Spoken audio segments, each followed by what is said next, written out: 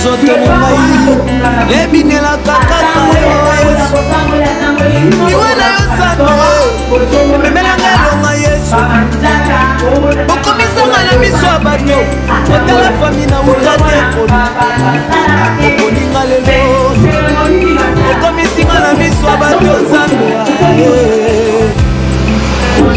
swa na yo lokumu Yesu swa na yo lokumu Nzambe malamu ya yayo nikalama Nzambe makasi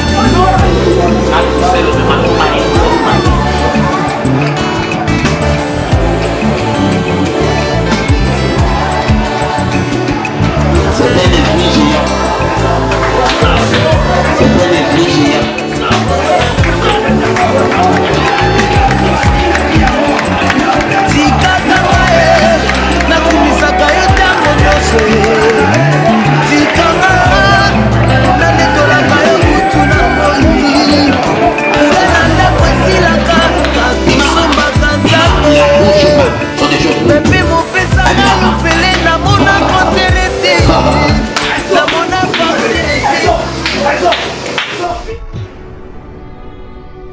Fidèles téléspectateurs, suivez désormais chaque jour sur votre chaîne Bomoko ya Mboka votre nouvelle émission Bonzambe na Bomoko. Bonzambe ya Bomoko est une émission de qualité, de distinction et de pure réalité religieuse. C'est une émission bilingue pour permettre à toutes ces personnes de pouvoir capter le serviteur de Dieu qui par leur expérience vous parleront du Seigneur, qui par leurs expériences vous édifieront. Ils seront là, prêts à vous aider. Restez branchés, restez connectés. Chaque jour vous en saurez plus. Soyez bénis au nom de Jésus.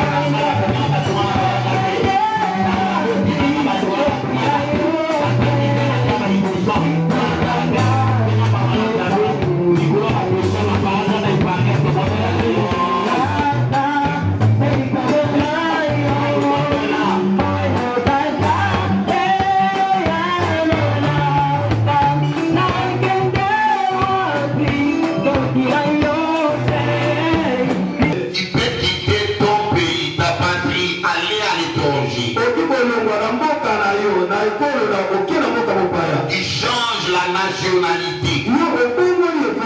Qui peut prendre des produits de beauté. Qui change ta beauté. Qui change la texture de ta peau. Alléluia. Qui peut faire la chirurgie esthétique. Transformer même ton visage. Le sang de tes arrière-parents. Le sang de tes parents qui sont en toi ne sera jamais, alléluia, ôté. Chacun comprend. Alléluia. Tu peux changer la nationalité. Tu peux changer ta technique. Tu peux changer ta morphologie par la chirurgie esthétique. Mais on ne saura pas changer le sang de ta famille biologique qui est en toi. Le sang d'une famille biologique, c'est une sang générationnelle. Et ce sang a toujours des répercussions. Parce que derrière le sang, il y a la vie. Derrière le sang, il y a la vie. La vie d'une personne est dans son sang. Pour laquelle sur le plan naturel, quand une personne tombe dans un malade, alléluia, alléluia, le médecin intervient et prouve qu'il n'y a plus de sang en lui.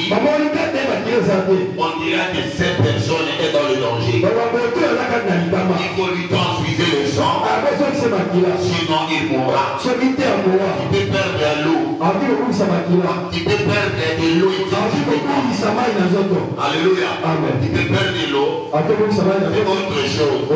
Mais une fois que tu perds le sang, une fois que le sang termine dans ton corps, ça sera la mort. Tu auras des agitations même de la mort. Car la vie d'une personne est dans le sang. Et la Bible déclare dans le livre de Lévitique que l'âme de la chair est dans le sang. L'âme de la chair est dans le sang. Voici la raison pour laquelle Dieu avait donné à Moïse l'ordre d'une instruction sévère. De ne pas consommer le sang. De ne pas manger la viande étouffée. La viande et le sang. Alléluia. Et avant de manger l'animal, on doit l'égorger. Faire sortir le sang. Faire sortir l'âme. L'âme de la chair est dans le sang. Après, consommer la chair. Alléluia. Amen. Il est vivant. Il a ressuscité. Et il y a quelques églises, suivez-moi, qui sont près de conquérir dans le temps que je prête.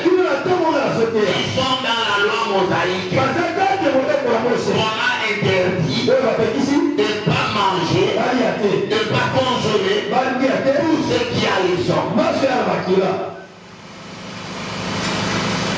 Alléluia. Où sont-ils? Ils sont dans la sacerdoce royale. Ils sont dans la sacerdoce aronique. Alléluia. Amen. Alléluia. Amen. C'était dans la sacerdoce aronique. Dieu avait strictement interdit. Aux enfants avaient strictement interdit. Aux enfants d'Israël de ne pas manger la chair et le sang. Pas que l'âme de la chair est dans le sang. La sacerdoce royale était à Paris par la naissance de Christ.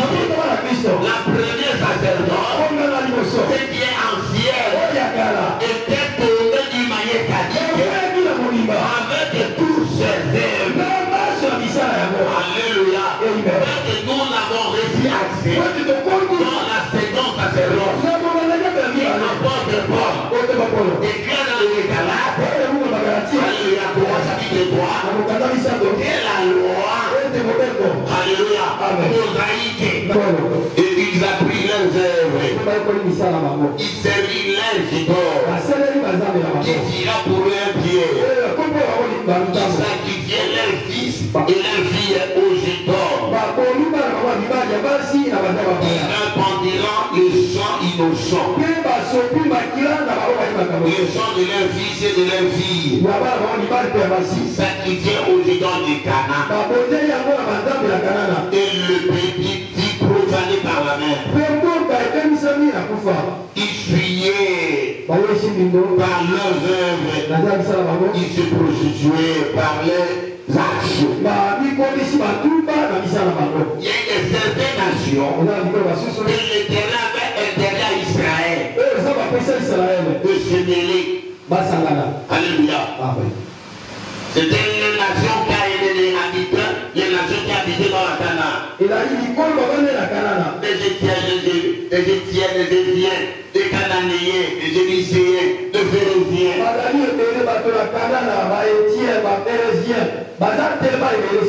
Lors de Tibira, Deutéronome, chapitre 7, si je ne me trompe pas.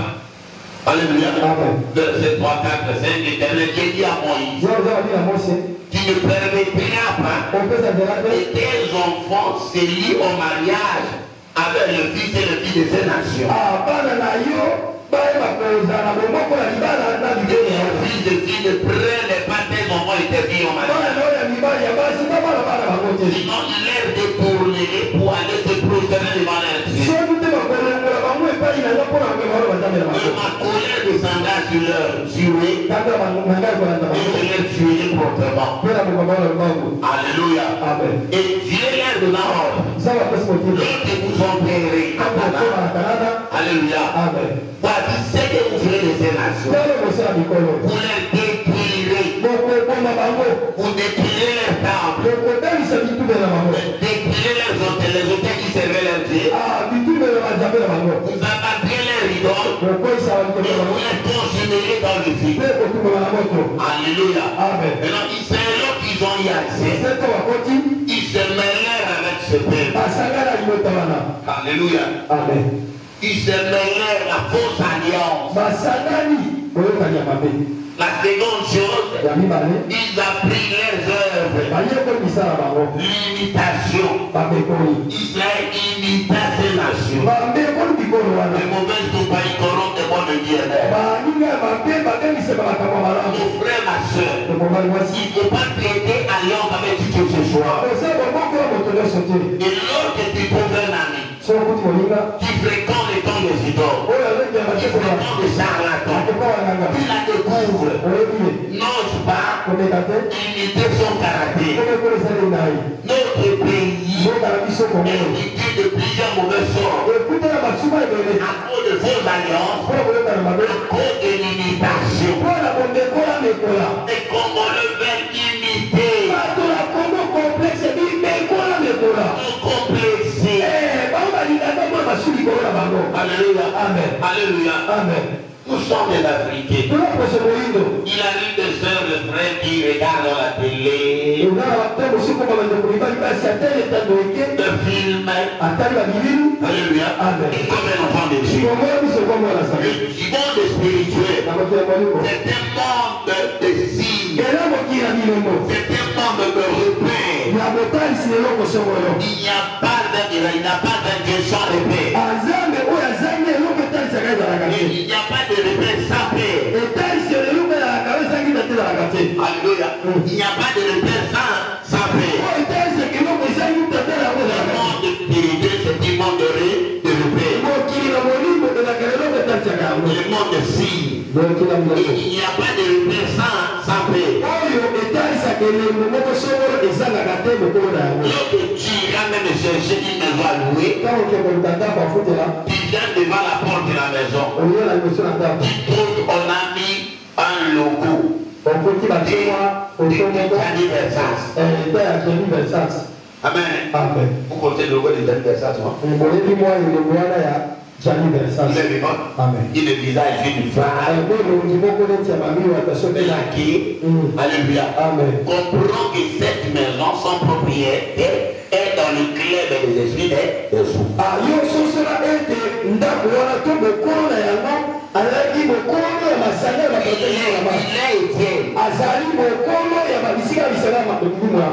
Il trouve devant la porte de la maison que tu vas chercher en location une maison. Et on a posé une tête de lion.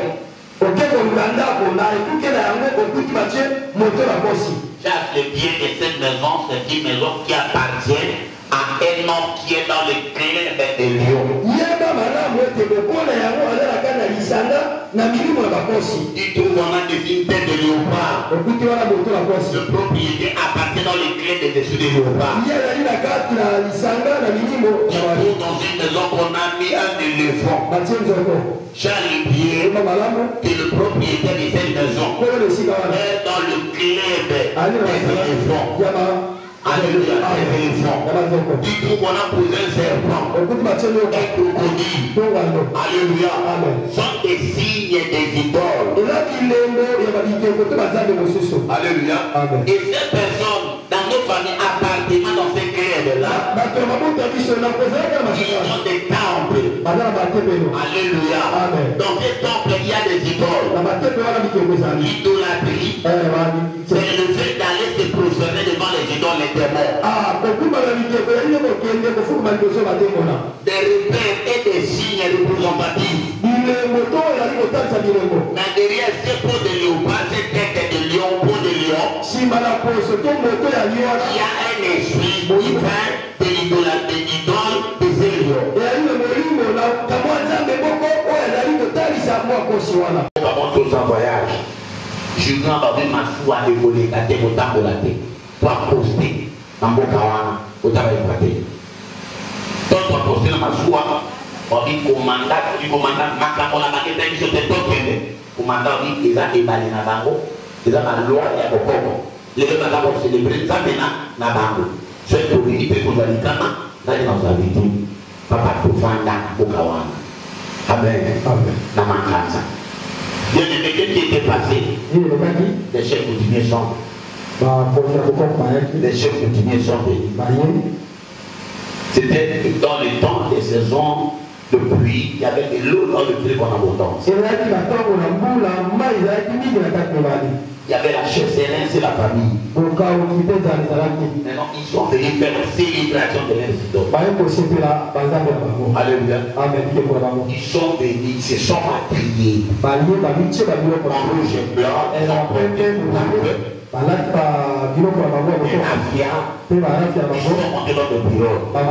ils ont commencé à chanter, à battre les tam-tams et les trompettes.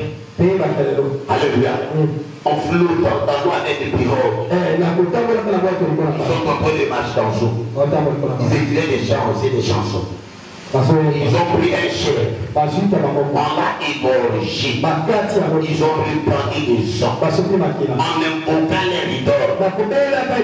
Et de nos ancêtres. Nous sommes dans la saison de pluie. Il y a de l'eau en abondance. Toi, il est ton pays. Ta patrie est dans la famille. Nous sommes venus te reconnaître que nous t'appartenons. Que nous accordons les poissons. Pour la parfaite santé et l'abondance de richesse. Ils ont pris les chairs, ils l'ont jeté dans l'eau. La crocodile s'est manifestée à l'œil nu. Il a sauté en distance de 2 mètres. Dans sa bouche, il a arrêté la chèvre, il est descendu avec lui. Alléluia. On a jeté de vin de parme. Et les noirs des colons. Ils étaient en train de danser, jeter les boissons, faire des cérémonies. Il est vivant. Et ce soir, nous n'avons pas déplacé avec les bateaux à cause de cette grande cérémonie. La même soirée, un homme, on a reçu la nouvelle, il y a un frère, un papa qui est mort, qui est mort brisé, sans maladie, dans ce village, à Magat. Après la mort, demain matin, on a pleuré la nuit, demain matin, ils sont partis pour lui enterrer. Il dit après les sacrifices à l'exidole, s'il y a une bonne personne, on ne peut pas le faire dormir pendant 2 jours. Ils sont partis d'enterrer. Les après-midi, même si tu ne connais pas péché, si tu prends, alléluia, alléluia, quelque chose, des choses qu'on est comme de l'eau là. Alléluia. Dans le fleuve, tu prends ces éléments. Lorsque tu t'es sorti comme ça, il y a des poissons qui entrent à l'intérieur. Vous comprenez? Alléluia. Et ceux qui m'attendent, qui tombent au filet, disent c'est pour vous. Ceux qui tombent à l'égolo, papa, la babis. Le même jour que tu es déplacé, n'a pas mis dans vie, n'a pas son payango, alléluia. Bis ya makila, ya moto. Sacrifice na saki ya taba, ne ko pa fani na ko ba. Amen. Bis yo la ko kufao. On a kolia, et va bis ya makila ya moto. Ska makila ya moto e kufa kate. Ile to ne kufi, ba kundi ya moto ba do balé, mais makila ida na taba, ta chance. Amen. Ska tout ça. Na na ko no ba. Amen. Alléluia. Amen. Alléluia. Amen. Alléluia. Amen. Et quand on a comme la vie de Tabana la carte à Tamba. Mais on y a pas la pour ma bagne à midi. Abana pour ma bise biru. Abana au kata la bilanga ya makambe ya mamasangu mangumba en 1755 Jésus l'Équateur non potable. Motakati bilanga seul d'état. Papa tu makate la kai baba la kate. Abana au kata l'état. Bon il a marre ya bolo. Aponika kabuku.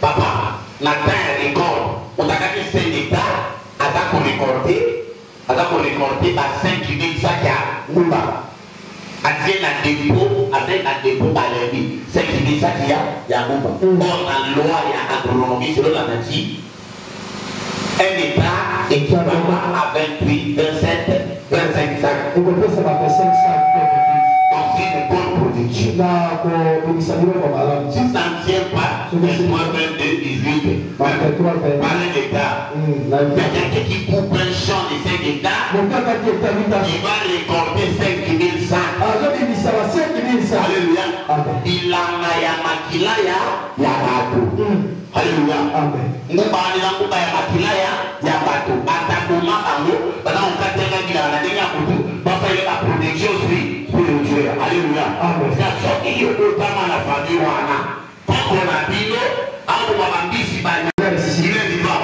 papa akufi il est vivant makila ya bato babomaka eza kokanga vengeance eza kokanga malédiction eza na destruction ya bi ya famille na bakelo donc bomona babala kate ata motatoma biva kweya ata motazimusali bebeba ata motazibongo ivadinda alléluia à cause du sang qui crie pour makila oyo kokanga à cause de la malédiction du sang qui crie pour la kembade ya makila oyo kokanga alléluia est-ce qu'il y a quelqu'un qui comprend ce mot il y a donc quelqu'un maman est pro maman a un problème amen bamba mona ka ko biso sondelo so tata mantolia alem chiwana bale ndoka ne tabo bale yake mosubi bale yake wana lodi kaka na bubona don noko na bana kufanga te il était un homme prêtre responsable et toi no bana no subali kotami yiwana akufi amen alléluia amen tango la sœur aye na kota no binote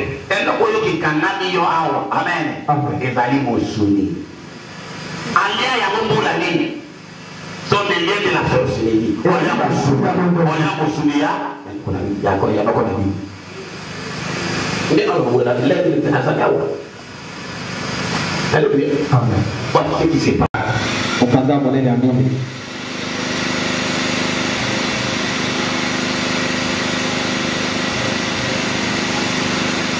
Verset 9 à 12. C'est là. L'Éternel dit à Caïn, où est ton frère Abel? Il répondit, je ne sais pas. Suis-je le gardien de mon frère? Et Dieu dit, qu'as-tu fait? La voix du sang de ton frère crie de la terre jusqu'à moi.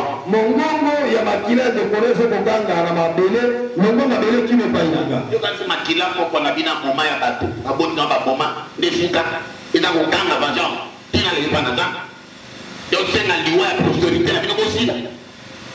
Ma complication moment ma professeur na vie makila ya ba sacrifice papa ça maman ça. Et donc on makila ba ko ba sacrifice je vais vous donner votre explication. Et donc on réclame lui non. Alléluia. Amen. Dieu dit à Caïn le sang de ton frère. Ça m'a dit à Caïn.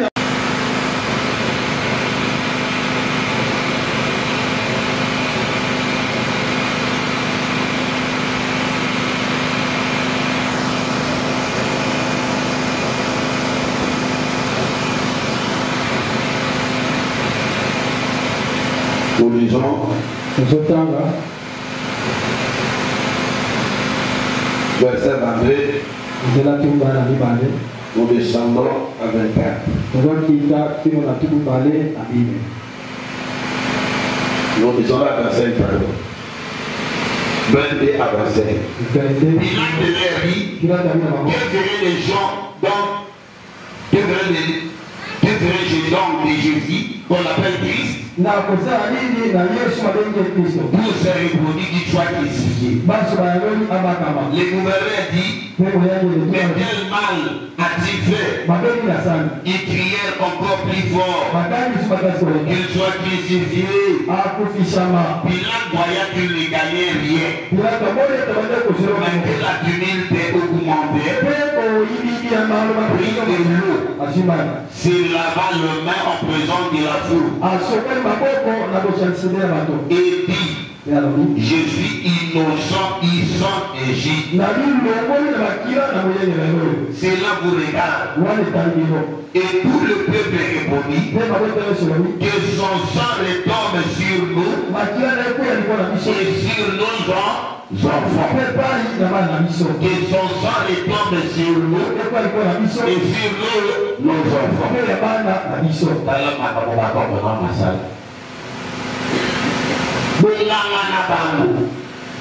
Beaucoup m'ont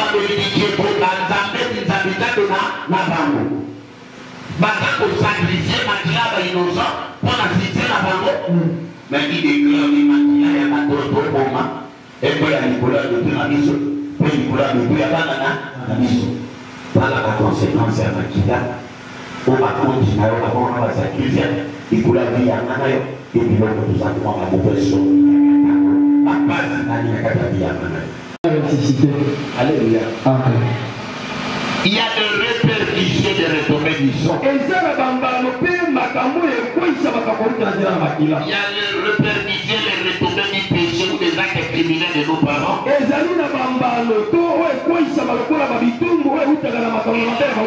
vie de tes parents. Quelle a été leurs actions? Ils étaient des idolâtres. Ils avaient des temples et des idoles. Ils avaient des hôtels. Alléluia. Amen. Alléluia.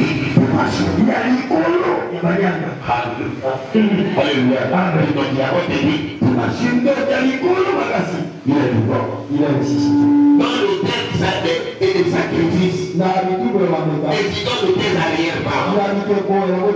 Alléluia. Alléluia. Quels sont les sacrifices de tes parents? Ils ont sacrifié les sang de leurs enfants, de leurs fils et de filles. Ils ont répandu le sang des innocents. Comme on avait répandu le sang des cahiers. Amen. Le sang d'Abel, s'il te plaît. Alléluia. Et quel sang est en train de crier vengeance? Il arrivait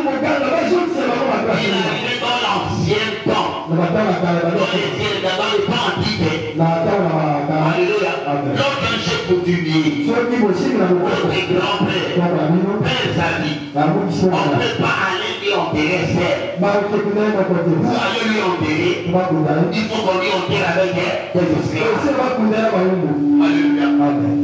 Alléluia. Des fois qu'on a mis chef coutumier, on a monnaie à Koufi. Avant de Kundaï, il faut être esclave. Parce que les esclaves, les pacards, bateau matin à Komon, Maboudi Mamoté, à Timoni du Boulou, à Tuni Serpien Tété, Maboté, à Tisnakata du Boulou, ou à Kumban, Nation Coutumier, Serpien Naï, à Tumabé, à Taïni, à Sipina. Alléluia. Alléluia. Après ça, il y a notre témoignage, il y a Pante Komoko, l'église montre notre dernier, Roger Tachino, le kilo dans le Guinée. Amen. Amen. Il y avait une séminaire de 40 jours invité, Jean le kilo, et qui s'appelait Bagram, avec Bagram, tout autant que Naïo, pour ça, la force. C'est pour qu'on ait le cas des bois, la société, c'est la team au moment où nous nous présentons beaucoup de monde dans le monde, à cause de la confiance en la table pour le Babylone. Nous sommes arrivés, il y avait un prophète qui t'avait précédé, a dit si vraiment, bien habillé, le frère de toi. Je sais vraiment bien sur les mots de Dieu. Et on va écrire chiffre dans 3 jours. Cherche-moi après la prière, je vais t'orienter pour prier. Et voilà, qui a dit à Fanny, on parlait dans la route. Papa, après prier, habille mon pari au sou. Les qui n'a pas dit. Oui, je suis allé à la télé, ça compte. C'est un contrat. Mon prophète a dit, nous sommes là, on a fait un concours. Là, je vais te dire, je vais dire que c'est ça pour y aller. La ministre du passeport, on va faire dans la visa. Notre vacances sont 3 jours dans Paris. Et pour ça, les vacances sont seules. Maintenant, notre 3 jours dans Paris. Il y a mon voyage, il y a mon cas. Et on fait l'idée à la voie. Donc, elle n'est pas pour les bénéfices. Tout le monde a dit comment il dit là. le on a proposé à quoi on va tout malaké. Troisième jour, on a bien aimé, les commandes à outils, na ville, na ville, les parties, la postille, avec le tien à Bali pour aller checker, envoyer la pompe, n'a pas de verre. Au bon malade, au bon matin, à la porte, à la magie. Alors, il y a 3 minutes. Alors, on compte. Quand on a dit, on va bébé. Pas à prière l'église. Boum, bateau, on a dit, c'est pété. Avec les taux de ma volant. En cas de pété, elle ne pas à la volant. Bon, puis là, on s'est la terre, et là, il a pété, là, il a pas de pété, et le moment de la paix. Papa, pété. Moi, c'est ma bébé, ma taille de peau. La fille va y mourir. Nakila mazuri, nakila na matuli. Ukufa ya mupia. Mbana na yeye kasi akufa. Amen. Makani tani ba d'après Mukumba. Delevé, et qui s'est passé, elle a décidé. Après ma patronne, elle avait ma famille, elle a dit ça pour votre province. Voilà, les qui n'aillent la carte à Barombani. Ma famille a pas autant oui. Si ma papa n'a pas ma Barombani. Les qui n'a dit pas n'a moi aussi maï. Alors dans le salon à Papi, notre famille a mangé, plusieurs familles la famille la liberté, comment marqué, par l'année à midi. À mon akaka to baza boya na serke, malati na mambanda, torcheli na maseli, na serke, bakota, bakama na chimombo dowaiti, porte fubana, yanda kwa ya lupama. Apusa na porte salon, porte fubana. Prewana na sea pour ina violi na utakobo de la malade. Ami arrêté pour le nom de Jésus. Il s'arrêta. Qui êtes-vous? Il dit, nos parents, filles des esclaves de votre arrière-parent et grands chefs coutumiers.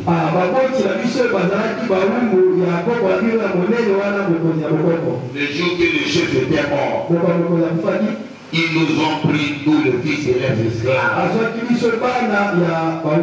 Nous n'avons pas fait la vie. On nous a enterrés, coutumiers, dans le support du chef. Donc on nous a enterrés vivants. Alléluia. On nous a enterrés vivants. Sans faire la vie. Alléluia. Et nous sommes sortis pour venger notre mort. Pour venger notre sang. Et nous avons tué toute la famille du grand chef qui était dans la province. Nous avons pris mon parent, il reste Jésus. Dans cette grande famille. Nous avons tué ton grand frère. Nous sommes venus te prendre. Et nous attendons aussi ton grand frère a laissé sa femme avec une grossesse de 6 mois. Il a connecté des amis il y a 6 mois où il va travailler à côté. Et moi, ça va pas là, il va monter et moi, à la tête. Papa, c'est la main, on va nous tourner. Alléluia. Il y a il n'y a aucune condamnation pour tous ceux dans le ciel. Jésus-Christ. Retourner au village d'autres. Je vais être à Paris pour ils sont Israël et les cercles. Frère, frère, réveillé.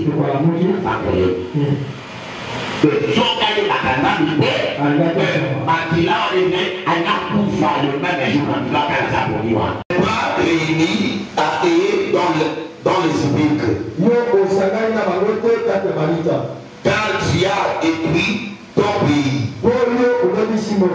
qui avait péri ton père. On ne parlera plus jamais de la race de méchants.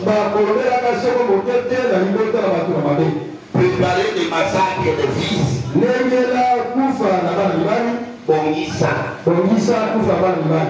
les massacres de fils.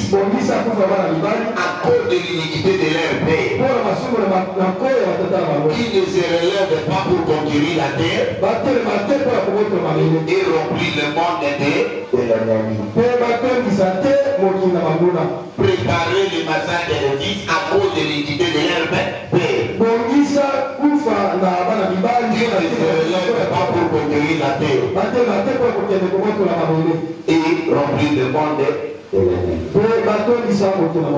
Et Lamentation chapitre 5 verset 7, la Bible dit nos pères ont péché, ils ne sont pris.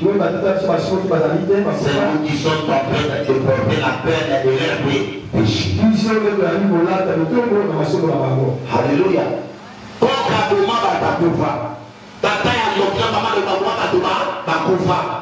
Ils ont sacrifié le sang des innocents. À l'incident, ils sont morts. Ils sont pris. Mais c'est nous qui sommes en train de porter la peine de leur péché. Les mauvaises choses, les maladies incurables, les déceptions et les déceptions, les humiliations, la pauvreté coupable, l'instabilité de vie qui revient aujourd'hui et ça ne provient pas de tes péchés, de tes faiblesses, mais les actes criminels de tes parents. eloko nyonso esalema na liloba bambisi na mai banyama pe na zamba.